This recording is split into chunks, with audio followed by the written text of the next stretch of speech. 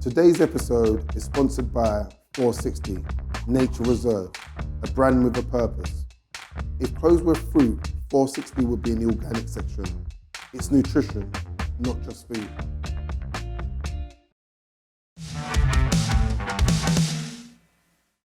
That was the worst pain, brother. Gas hands blew up. I felt it burn up my face. Literally, I had a River Island tracksuit on, yeah? And I had some Ray-Ban glasses on, sunglasses. And them two things are what saved me. Bro, I was in Hastings, I walked into the hospital, yeah? What the fuck? I walked into the hospital and the nurse said, someone ordered Nando's. That's what I burnt up. My hair was singed. All like that, and I just got bare hair come off. One of my aunties looked me dead in my eye and told me, your mum's gonna die, get over it. Straight point back out, nothing. That's what she told me. He was like, bro. So that's what I'm saying. I remember from that day, that day it was fuck the world, didn't it? Whatever happens, happens. Hey guys, Charlie here, LITC Podcast, LITC Media. We've got another podcast coming up. What I need from you guys, I really need from you guys, is to like, subscribe. Like, subscribe. I think there should be some sort of thing coming up here for telling you to like and subscribe. But if you can do that, it will really help us grow our following along our journey.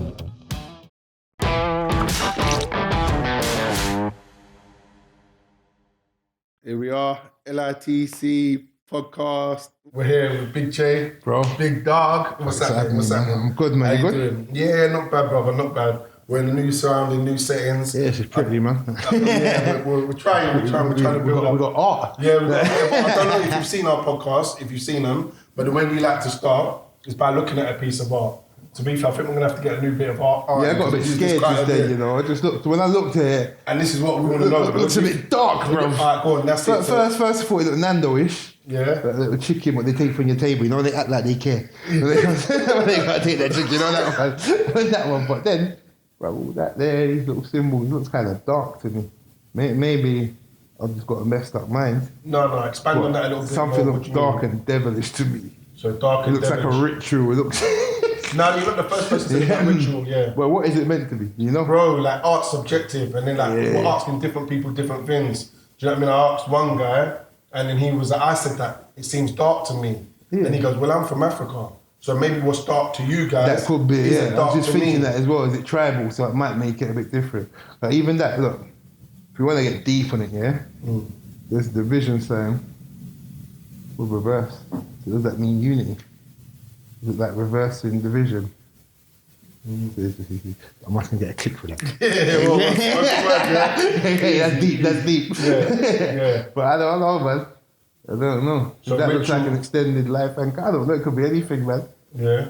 But this bit to me shows like a devil in a skirt. That's a bit mad. I can't get nothing good out of that. Yeah. And then the two evil eyes watching it. Yeah. Alright, cool. I don't know. Yeah, that's the artist that we work with called Ajani. But anyway, enough of Ajani, it's about you. So we want to know a little bit more about you, your background, where you grew up, siblings, family life, just your journey basically to where you are now. My journey's a mad one still. In many different ways. Yeah. I grew up in Tooting. But as a baby, when I was born, I lived in Battersea. Okay. But they moved to Tooting and grew up there. Most of my family was based in Tooting, like grandparents, cousins, aunties, uncle. Most of them was all in Tooting. So that's where I kind of grew up and learned most of the things I learned in life. Siblings, mum, two big brothers, mum. Dad was there for a little bit, then he pissed off. Yeah. But I don't know, I wasn't really raised with a dad. Yeah. He was there a little longer for my brothers, I guess. My brothers are older than me. Yeah, because they're older, yeah. But by the time I was 6, 7, he was off. But do you looking at it, like, because I know, like, my father was never around. I don't know, when I look back now, I don't even think, for me, it's even about money. Even if your mum's struggling with something. Now you know that. Yeah, now you know that. Yeah, you know what I'm saying? Yeah, you're secure. If someone, bro, I'm thinking about it the other day, I don't even know how to deal with older men. Like, they piss me off half the time. Well, because I have no sympathy, I don't know how to build a relationship with them. Like, when I see them, all I think is, why are you being a bitch? Like, man up. Like, I don't know how to deal with them.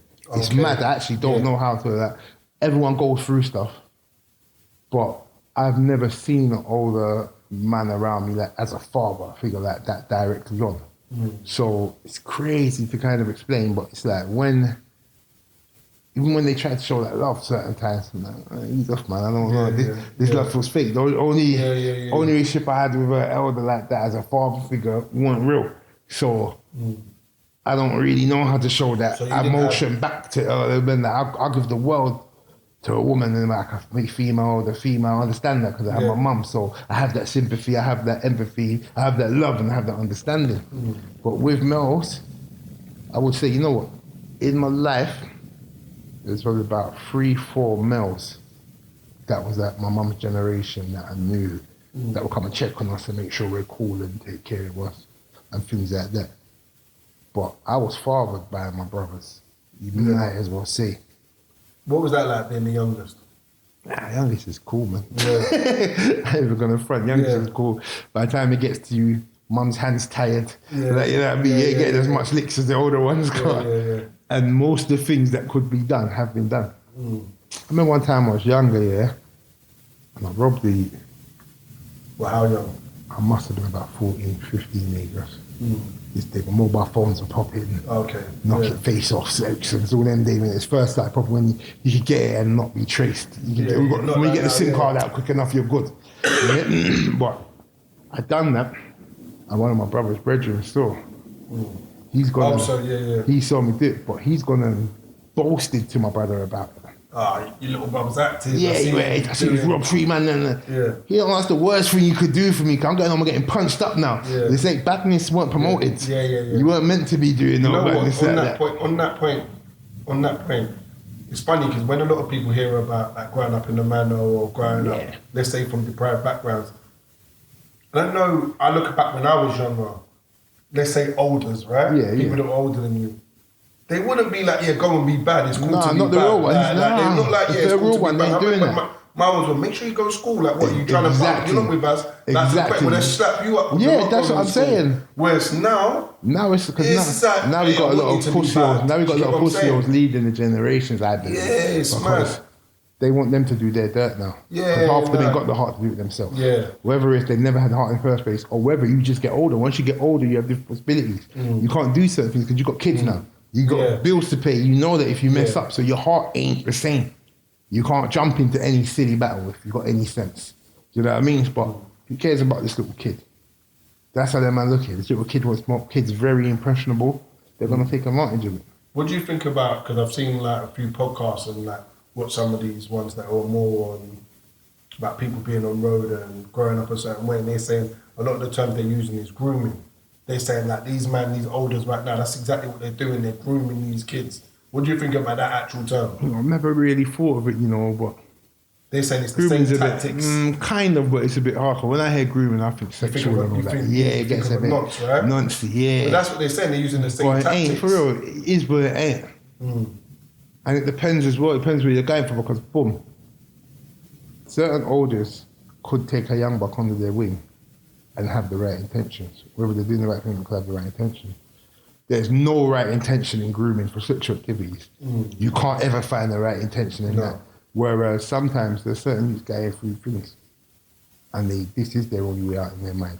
And you, if you're older, if you really only know that as your way out, you think you're helping sometimes.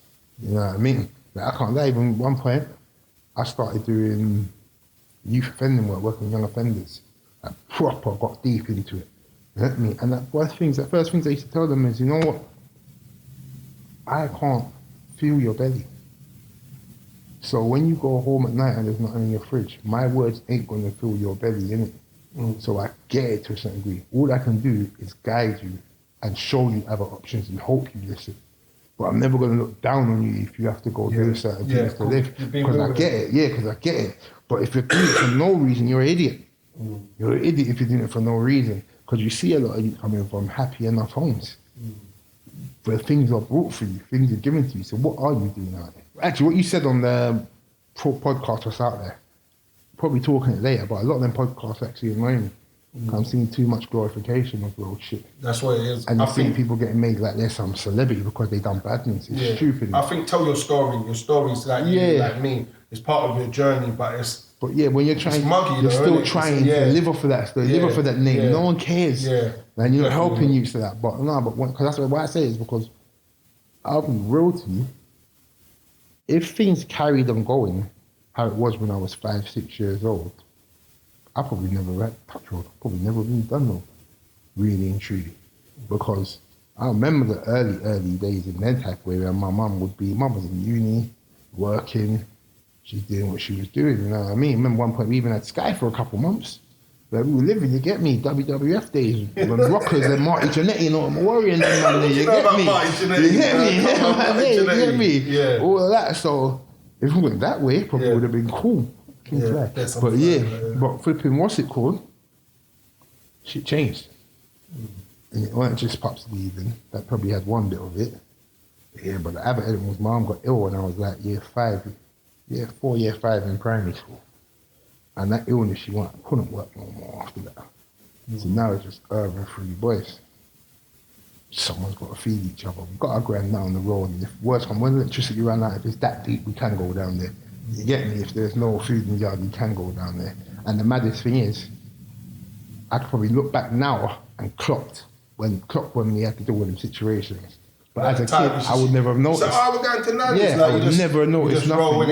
But then I bet that's a lot of time because of your mum. Yeah, and the love's always there. When your house is full of love, you've got. When your house is full of love, you've got. No matter if it's one piece chicken get shared between 3 of us, you wouldn't even notice if it was that's what you know, innit? Yeah, you get me, but the love's there, so I never... It's when I'm looking back more, I start to realise, hold on. Right. You know what? Touching on that point, so like, I'm thinking about how I grew up, because I used to have a lot of, like, my mum was a foster mother, so I had a lot of foster brothers, sisters, but then I had a big family, cousins and whatnot, so they'd always be around. And when you're talking about the love and it being there, and you send one piece of chicken, I remember, like, the ways we grew up, like, literally, you'd have a plate of rice, and everyone would have a spoon. And like, we're all eating off the same plate, like literally. And it's just that family time, like you eat off the same. I'm like, hey, Malachi, stop that. So he's going for my bit, but we're all eating together. But it created that unity, that bond, that unity. Do you know what I mean? And, and looking back on it now, I feel like, oh, that was love. Like even talking about it, thinking, oh, they were good times. We're supposed to, like now, I do it with my daughter and that, but it's different for them. The love's there, but it's different. Like, do you know what I mean? We're showing that love in different ways. I get what you mean fully. Do you know what I mean? I get what you mean fully, bro. And that's what it is, man. So yeah, we didn't even notice them type of things really and truly. So I can't, that's what I say, I can't complain on my upbringing at all. Like 1, 2, I reached probably secondary school times. And you start mixing with other people and you're by yourself and something, I start realizing, oh, I'm kind of broke. Like, you get me? Like, right, you start seeing things in the next man's cupboard. Like, I didn't want to invite man to me. Like, I know there's no drinking in the fridge. Man, I'm sure drinking. You're beating someone at school tomorrow. You know that's what's going to happen. You know, if man come to my yard, we're chilling, or ask for a drink, I ain't got no drink, you know. Try bust jokes. Man, try bust joke when we're at school. I'm getting suspended. I'm getting suspended because man ain't having that in it. Because that's a real person that's going to hurt. So, you know what it is. You get me? So it's like... Do you think the majority of young people that you grew up with, it's because of poverty why they do certain things? I think when I grew up, it was a lot of that. But as the years change, I think sometimes poverty's come out of it. I'm not talking poverty, but still rocking Jordans. And they're real. So it's not really poverty, innit? It's mainstream. You want to call it poverty, probably. But it's not in it because really and truly, you didn't even have to buy a pair of Primark trainers. You could have still bought a pair of Nikes. Still a decent pair and then fed your house. You know what? Like, it's mad because when you're saying this, I'm looking, because I always try and put myself and take myself back there, and I'm looking at what you're saying, the reason why you've done certain things. And then if I really check myself, I've done certain things not because of poverty, to be honest, because my mum was that one that I did have those things. But I would go and do things because I think mine was more environment, because I'm with a man now. Naturally get caught into something. Like, I like this guy, I think he does bits, but because he's out there. Do you get what I'm saying? So like, we're going out there. You want to be out there as well. And it's bad to say, but you did have fun when you're doing something. Or like there literally. There was a fun element. There was a thrill and a ride. Do you get what I'm saying? I'm in Peckham and they're like, we just went out there on the weekend, we've gone out there. man's coming back, we're all meeting back up at like a certain spot, and they're coming back with this, that, money. And even if you raise the money out of it, they come back with that ratings that everyone's talking about, they're important. You know what I'm saying? Like, right, it's called celebrities. Yeah, and then it's like 8 or 9 times it's happened, and I'm like, I want to be man talking about me like this now. Yeah. So then I'm saying, I'm going out there as well. Do you know what I mean? But it does happen like that as well. You get caught in it. You get caught in the mix. But yeah, no, it's an interesting point when you say like we talk about poverty and a lot of people doing things out of poverty, and then you have people that just do things out of environment because of where they are. Many reasons, man. Remember, even in school, my school was a known school in the borough. So you get caught in shit, innit? I've never wanted to be a bad boy. I know I'm not the baddest shoot out there. Even when I was out there, I'm not the baddest shoot. I've still got heart. I wouldn't even shock teachers if they were on a certain age. Yeah. Like, it weren't just about money, innit? So I've but always had my mind open. Does that come down to, that's not like being a bad Jew, is that just like, there's that, even though you might be doing stuff that's immoral, there's still like ethics within this. Because there's circumstances why I'm here. Yeah, I'm not here for the fun. I don't want to. I'm not evil, I'm not bad. As I said, my upbringing, if you look at my upbringing, my name's Jamal. There's always been God in my house. I've got Rasta background in the yard, I've got Islam background in the yard, it's always there. Granny was Christian, there's always some sort of godly influence there. So we know what's right or wrong. And even when I look at some of this black empowerment stuff we're seeing nowadays, I laugh. Because I knew that from when I was 5, bro. You get me? To say nothing new to man. But now social media's made it pretty, everyone wants to talk on it. You get me? You get me? But so... what about schooling? School is a weird one. School... capable. As I say, bro, you can't study when your belly's hungry. You don't concentrate when your belly's hungry. As much as that is, that's the truth. That best thing to do is send you to school with breakfast. Them little things, but you don't even realise half the time why you're getting in trouble, why your mind's not where it is. And my mind's probably been a bit distant from young in that type of way. As I said, mum ill, I see my mum almost die. Doctors telling me. Didn't go into that. So what was wrong with when you said you when my mum had when that real illness hit her, she had a brain aneurysm. And they were talking that the doctor told me straight from that age, like, when you see your mum, if she makes it through, she might not remember who you are. You get me? So that's a ready player. And then I'm the youngest. How old were you at the time? 10, maybe 11, between 9 and 11. I had to go live with my auntie for a month or so. And even the illness now hitting me. Both my brothers have had brain aneurysms over the last how much years. My kidneys ain't worked for 6 years. I've been dialyzing. So it's always been through. And it's a family thing. It stems off the back of the kidney problems our family has. It's hereditary. Do you feel like also it's the pain, what's going on with your mum as well? That's a lot of it, Not just we haven't got this. Where do I channel that? You know that exactly. anger, who do you speak to? You're not speaking to your brothers because they're going through it, or you're not speaking to an elder or someone. And how we're raised as well, we don't really bitch. So how no bitching's allowed. You say bitching, but but that's how we looked at. That's how we looked at. No bitching's allowed, so we don't feel we can get shit off our chest. And even your mum that will be going through that will still be telling you, look, you got to get on with it. And you have to, That's when you get on with it, And that's why you get out there, you take it out on the world. And you can go to levels that other people can't. Exactly. Unfortunately. Unfortunately. I always say because now it's dangerous, man. It ain't so good. My heart can get cold. And it's not good. I don't think it's good. I prefer a warm heart.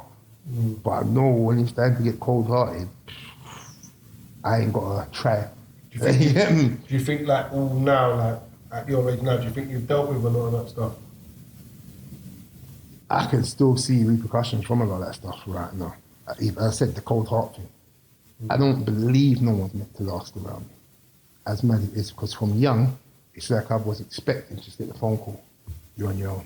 That's a really hard feeling. Every day. That's a really hard feeling. Yeah. I don't, or at least the words that describe it, I don't really like using those words, but you see that anxious feeling, because I know my mum's got health problems. So I know I've got that feeling when you're just expecting that phone call. Yeah. Your mind can just go somewhere else with it, do you know what I mean? Or just getting onto your road, you're coming back home and seeing an ambulance outside the house. Oh, that's what's going on. Do you know what I mean? Exactly, So like imagine dealing with that from that 10. Yeah. From that 10 dealing with that route. But I remember the same day when she first met me, one of my aunties looked me dead in my eye and told me, your mum's going to die, get over it. Straight point blank out, nothing. That's what she told me. It was like, raw. So that's what I'm saying. I remember from that day my heart went cold. And that day it was fuck the world, didn't it? Whatever happens, happens. Like, give to your people, but if they get taken or anything happens, that's part of the game. Get on with it. You get me? So I still think I've got that coldness in me to a certain degree now. Like, I will show nothing but love when there's love to be there. But if there's anything else on, fuck them. I can cut things off so easily, and it's kind of dangerous. I'm thinking about myself, because I've got that in me, like, where I just think, oh, you know what? Go. Yeah, I don't need you, innit? I will live. asked. Yeah, the only person in this world who I'm not allowed to cut off is my child. That really, truly, no matter what my child does, I've made her, I bring her here, I've got to deal with it.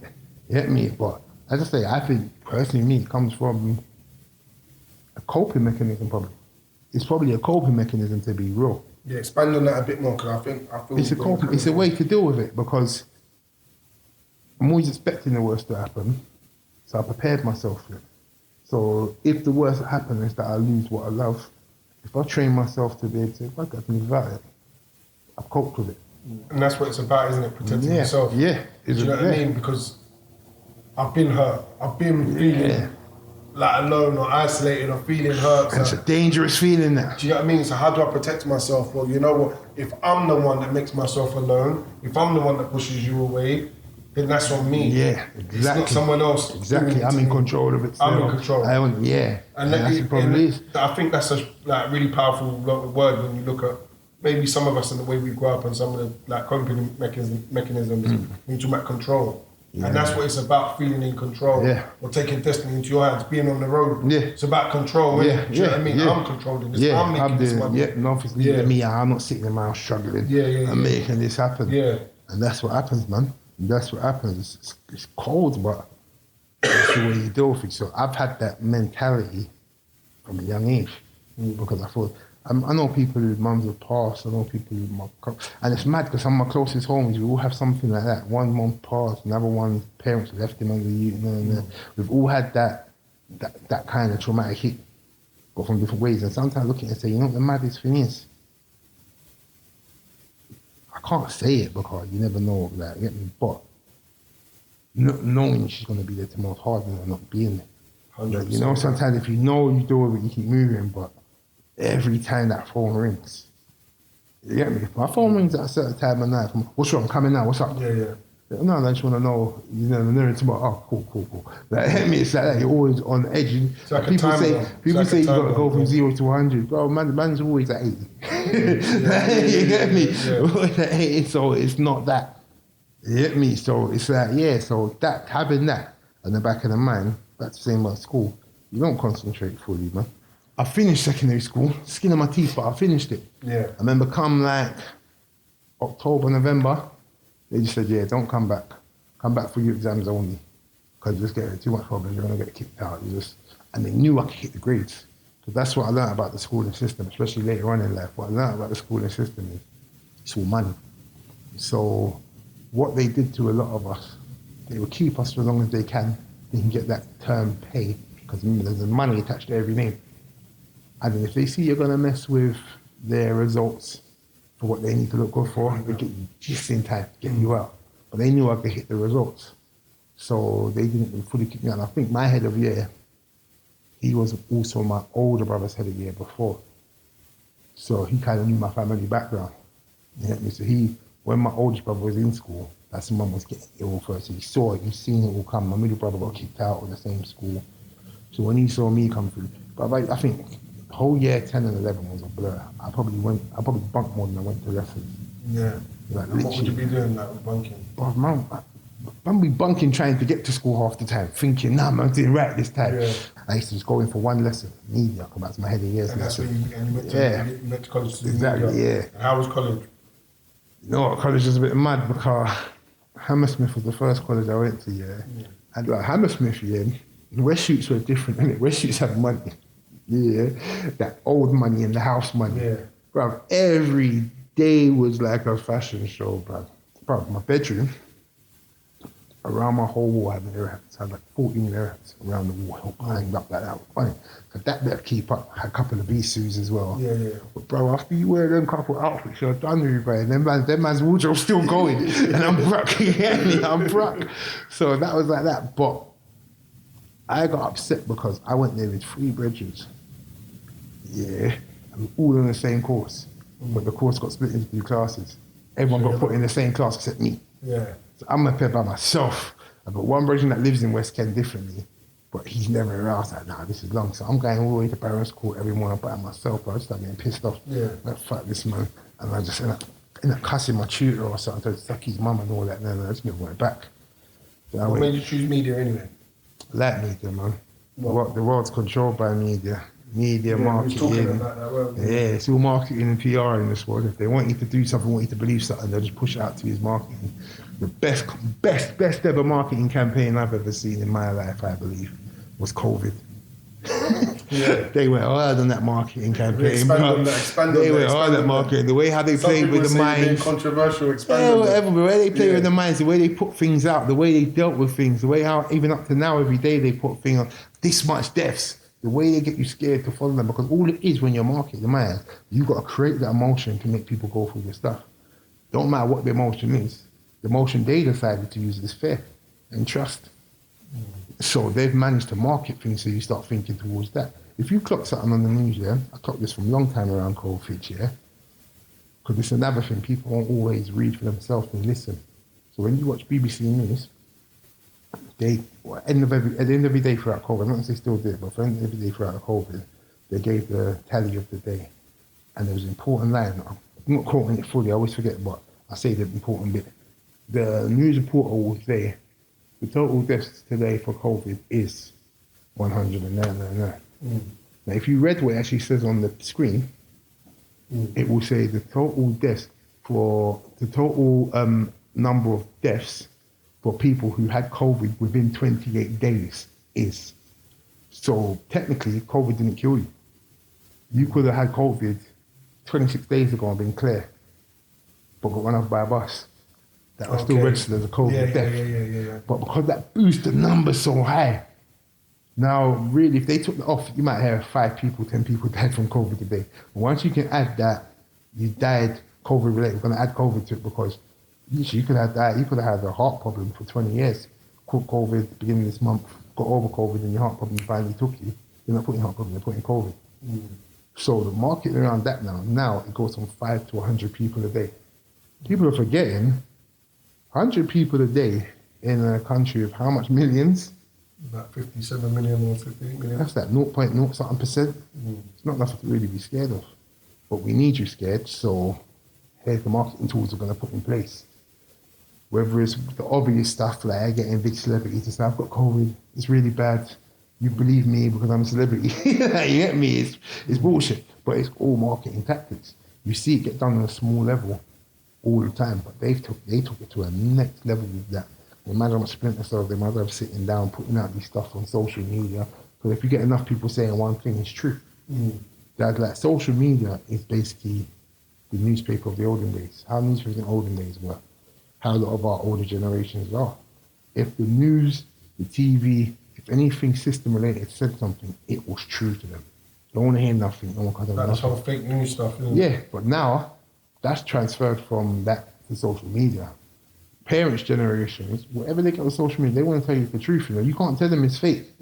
They believe whatever it's said because it came through WhatsApp.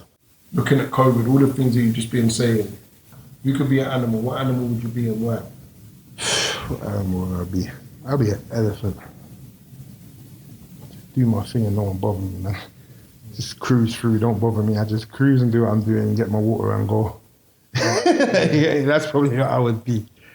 He ain't troubling no one, no one but troubling. You get me? That's probably what I would be. Because man will never be a fish. No, that makes sense.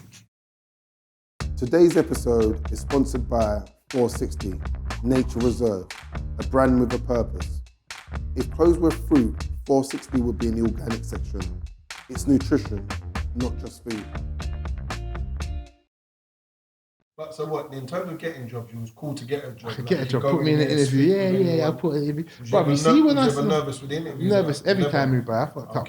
I learned from every interview. Yeah. Like man twists me up in interviews before. Like, I got twisted up. Sell this pen to me. You get me? I remember one interview I went for, killing the interview. Killing the interview so much. The guy interviewed me, went and got the director of the company, said, you need to meet this guy. Yeah. This guy showed me. You're just feeling bossy, like, you're just feeling like, bossy, I'm the guy, like. And then he showed me a possible pay slip. Yeah. Fuck my head. Yeah. Couldn't think no more about. I panicked. Like, what? The pay slip was something like 50k for that month.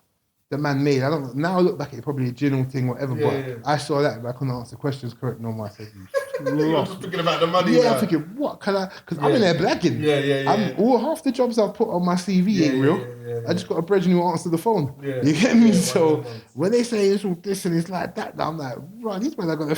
I can't blag to the 50k. Failed it. The man looked at me like, he looked at his brethren like, what did you bring me in there for? He said this guy was good. You get me? So I learned from each interview, bro. See, when I got at it, But then once I got into sales, I wanted to get into youth work. That's what I wanted to do. And the maddest thing was, I got onto youth work books. I used to bus it to one of the youth workers. About 18, 19 even. Between 17 to 19 anyway. I used to bus on the youth workers and I'd be there. And you see enough youths at the end say, come before, I'm like, fuck it, man, come there, I got nothing to do. And then the manager was like, why not put you on as a volunteer? And at that point I'm thinking, if I get nicked, that would look good. Yeah. You hit me, so I've done it. So while then I got into it. You're still doing bits on the road. Yeah, the volunteer thing, literally once a month I probably passed you. It weren't real. It was just that if you're in there, it makes sense. Then I started getting into it. I started realising, I like this, that. So I got into it. But then what I realised was there was no money in youth work. So I started doing what I was doing and went till about 20. I was probably about 20, 21, I got serious on youth work. And again, I used the same sales techniques to take myself somewhere else. I looked at different jobs around it. Then I ended up doing a thing called ISSP. And even though I dealt with Wandsworth clients, we were all based on Wing Road, based in Brixton. The company had the contract to run it. But I could also see where people was working, they were slipping and getting complacent, doing too much road shit. I know our office had nothing but road managers. And it was too ignorant, bro. I remember one brother got done. He broke up one of the youths. What, like he moved to one of the kids? He broke up the youth, bro. But he broke up the youth, because, what's it called? Because he done a robbery before he took the youth out on the session. Yeah. So he's done a robbery here and left something like 4 or 5 racks in his boot. And the youth must have realised, so he's gone petrol station, come back and you ain't in the car. The youth's breezed out with the money. So the youth's breezed out with the money, and then he's posted outside the youth shop waiting for this little fucker. Yeah. I said he pulled up in a black taxi with selfish bags and all that. So he must have lost it and broke up the youth. He lost his job. Yeah. You get me, but that was the type of shit man was getting. So I could see where workers were slipping up. Yeah. I was new to. They've been there for years. I was new to this, but I'm saying I know through professionalism alone. Yeah. Our clan. And on top of that, most of the youths who were really active in the borough, one of my young bucks anyway, they knew me as an older, so they had respect to management. So where certain workers can't talk with them, I can deal with them. Yeah. And what I always say as well, it's respect they have for man, not just fair, because fair don't last. The difference is, the reason why they show me respect, bro, once I used to try to put case, they would put case on me, try to say I was shooting with the youths, try to say I was doing it, because they couldn't understand how these youths that they couldn't control were listening. But what they don't realise, the youths respect man, not even because of the element of road, for the simple fact that they knew I was really on road, but I'm here off road fully helping them now. Like, that's really showing them that shit can change. But you get workers who are very insecure and upset that they can't have these relationships. So not even this, back then they told me straight, I think he's selling drugs with them now. Like, that's what they said straight, It's lucky I was getting things reported back to me. Look at these wankers. Because they couldn't start, by then I was managing the ISSP. I was probably like 22. So I was managing to tell the 50-year-old what to do. So a lot of youth workers look at these youths as the kids who used to bully them. Yeah. And now it's their time to get their back on them. Or they want to feel big. Well, and that's something you've observed. I've observed that many times. One of the worst things I see youth workers do is try to prove their role to youths.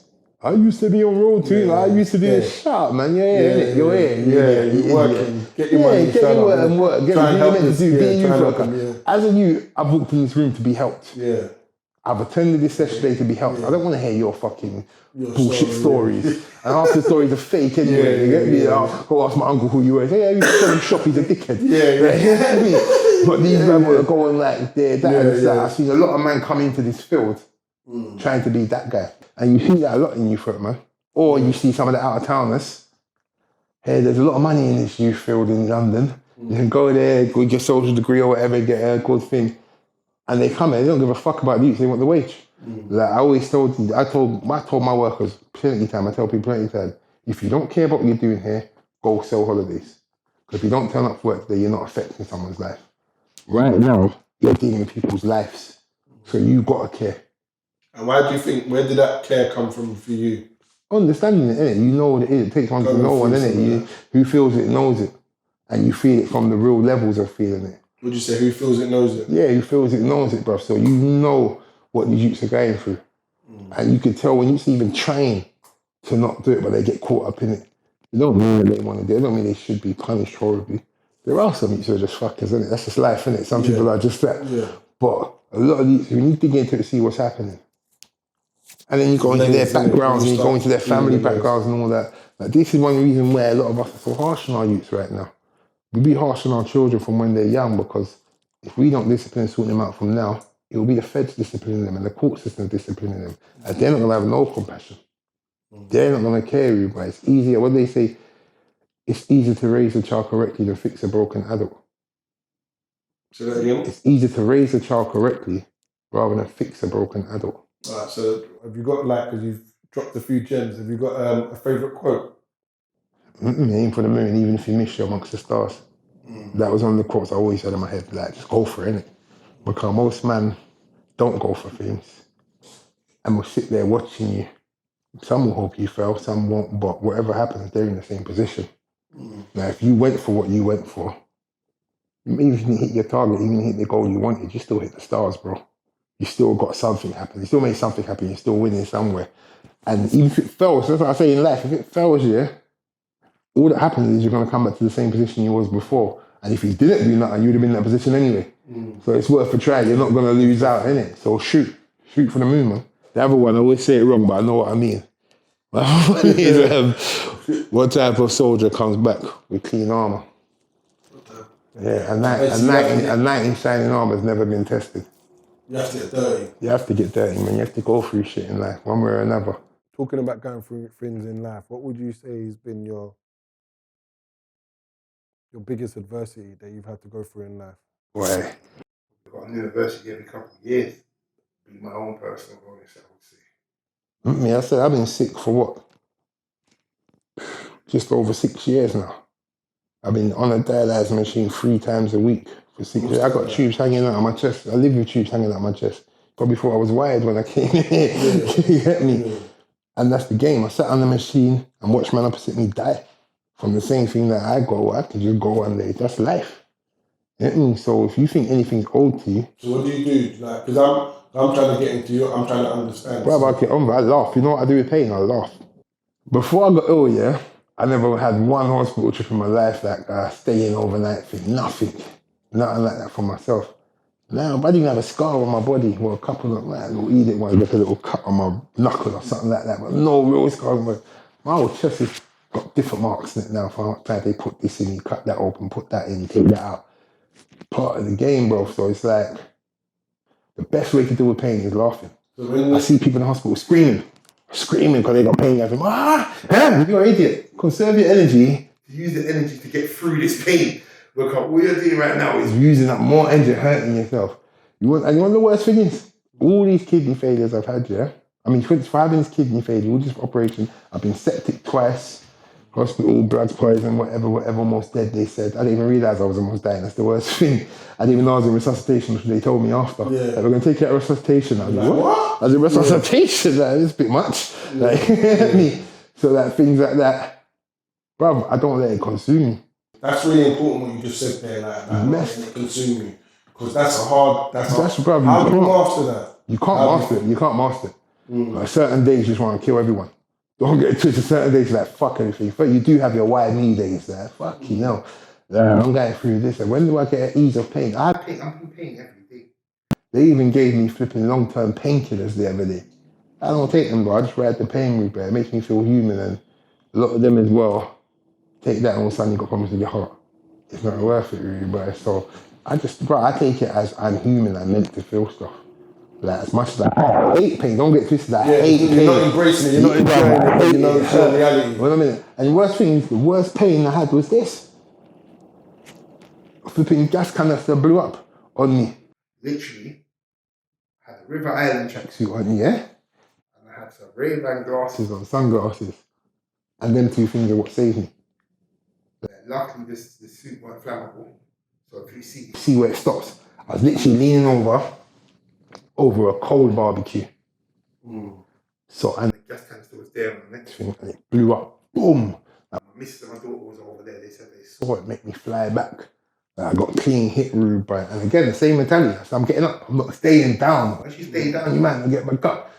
All I remember saying was, fuck my face. I just felt my face burning. Yeah, and I didn't even notice my hand was burning. I felt my face burning. I got up. Where's the ice? Where's the ice? Because there was some ice near then. And then I looked at my hand and saw most of my skin was gone, peeling, like just ripped. So I thought, shit, that's my face ripped as well, innit? You know, my face is fucked. My face is fucked. It's like, don't worry, you're alright. Yeah, you see where the sunglasses covered it.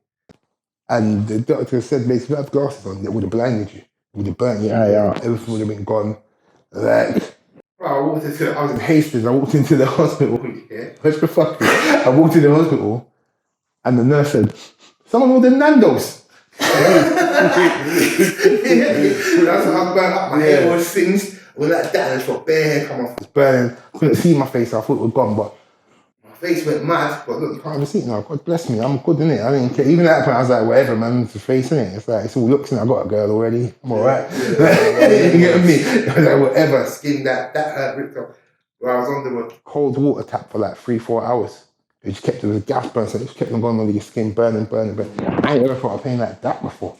Forget how much, when they put this line in my chest, they cut it open, cut open your neck, go under, go in and all that.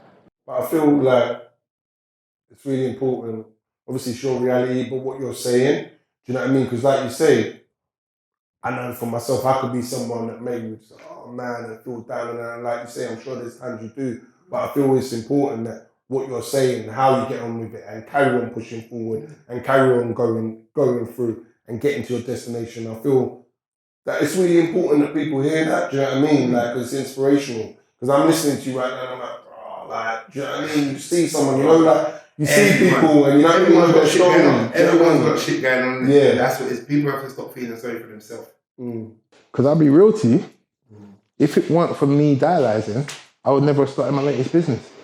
I've had the idea to write these superhero stories.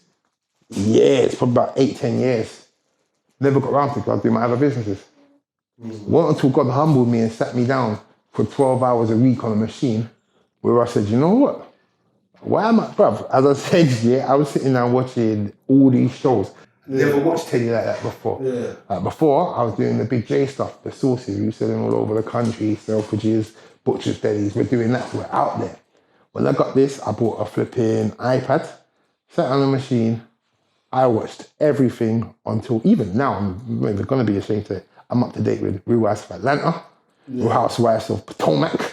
For Potomac, Potomac and Atlanta, I watched both of them. I got routines on TV. I started watching everything. I said, you know what, this is stupid, bro. You can put your own stories out. So then I stopped watching for a while and started writing my book. I wrote 2 novels whilst I'm on the machine. Throughout the whole time, we've released 2 novels, wrote 2 novels. What would never have got done, I would always had an excuse. But now I'm sitting down for 12 hours a week. Hey, go for it. You get me? Wrote them out, put them out, created a whole new business. Make the best out of a bad situation. Because exactly. And then you see the man who are on the machine same time as me, who ain't doing nothing themselves, they're the ones who get consumed in the illness. The illness is there and it won't go, bro. And it's going to be a hard ride. I know that. Now I'm in this journey. This journey's till the last days. And to my last days, I'm in this journey. That's how it is. It's going to be there. So you're adapting and learning how you have to, and you have to. And it gets worse every year. I just want to get a transplant. Once I get a transplant, I can start that new journey. At least that new journey, I'm not on the machine 3 times a week if it goes well, inshallah. I'm not on the machine 3 times a week. I'm all right, innit? Like, That leads me to my next part. So you said that you wrote 2 novels. yeah. And what's that about? So we've got Squad Gigantic. So it's superhero novels. So it's aimed at like teenagers and above. And it's basically bringing the superhero universe to London. So I thought, you know what, imagine Marvel meets drill. Yeah. Imagine Marvel meets London culture. So I've done that. So it's got the mad intergalactic superhero storylines, but then it's got our everyday culture and things added to it. So it's a nice, perfect blend. So yeah, that's what's out. It's out now. You go squadgigantic.com and you can get them. Just done a distribution deal as well, so we're going to see them about the place more. And yeah, that's it. And what is that something like? What like you said, you obviously the dialysis and that, but have you always been into like comic books and stuff like that? You know what? Not even comic books, but I've loved superhero movies and shows. Yeah. And then especially when Marvel came back hitting hard on the live actions. Yeah. It woke everything back up for me again. I used to love Turtles growing up. Turtles was my shit. Turtles was my that was my show, you get me? I was Donatello. You get me? That was my thing. So I always had that love, but I wanted it to be novels rather than comic books as well, because I wanted to get you to read, I want you to use the imagination more. When you got a novel, you got to create the scene more. I'm giving you the basic guideline and tools. You've got to take it to the next level. When it's a comic, it's all in your face. You can't really think as much. You've got to just go with what you're told. So I put the basics in place and everyone has to go further with it. So yeah, man. Now I'm looking to go for animation. That's what's next. Is animation and live action. I want to put it on the screens. What's the method behind it, like in terms of community? Because I know you've done a lot of community work and whatnot. Everything I look at's got community elements. So even with this book, I give a lot of it away to young people. We give a lot of stuff. We do sessions with young people on business and writing. But even in the book, there's a heavy entrepreneurial element to it. Like in the book, the one of the superheroes buy back the block. So we own our own block. It's about ownership. Each of the characters have their own businesses or got their own kind of hustle things what they do as well. So it's always got that underlying element of entrepreneurship and motivation. It's always there, and it's put in. You read the book, you see it's put in a way what ain't too telly, it ain't forcing it upon you. It's letting you figure it out for yourself and go with it. It's putting that motivation, inspiration into the youth's minds. Before that, with the food stuff as well, we used to take certain parts of the profits and we used to do our R project on road off-road, where young people can decide if business is for them or not. And if they do a little program with us, and then we put a little money towards their businesses and did things like that. So it's always had the community element, always, because that's where it comes from, man. Yeah. That's what the Big.J brand, the community element's a heavy part of it. Putting other options in front of young people, so they might have to offend. Because if you put a certain option in front of them, a lot of the offending will be tackled. If a lot of them are there for money, it'll be tackled. If a lot of them are there for that kind of ratings and hype, put the right option in front of them, be tackled. Because you can get that ratings from other things. What don't have to make no options and information. Yeah. Because I think that's key. Like a lot of times we don't have the information. We don't know that there's this opportunity there or there's that information. Or you know what? I want to open up a coffee shop. Right, I could actually get a coffee machine funded. Because I'm from Lambeth. You know what I'm saying? You can get at least, you ain't got to put the money up front. You can lease it and make your money back every month and pay it off. There's so much options, but we, even back to financial education, we're told like you got to pay for everything up front. Like, a lot of our older generation ran from loans and debts. They don't realise there is good debt. If you're doing the correct thing with it and make it happen. That's why I say when we do community stuff, it's about showing that side of the community to the kids. That's why I know I'm not going to be a science teacher. I'm going to be an English teacher. But I can motivate and inspire. And certain things that I do know, I will gladly share. 100%. That's what we can. Talking about Squad Gigantics, where did you say we can find out about? Squadgigantic.com. Brilliant. Yeah. Go on any Instagram or anything, Squad Gigantic. Go on the website, squadgigantic.com. It's all there. It's there for the taking. Obviously. But sir, it's been an absolute pleasure. Bro, thanks for having me, man. Thanks for having me today all day. You get me?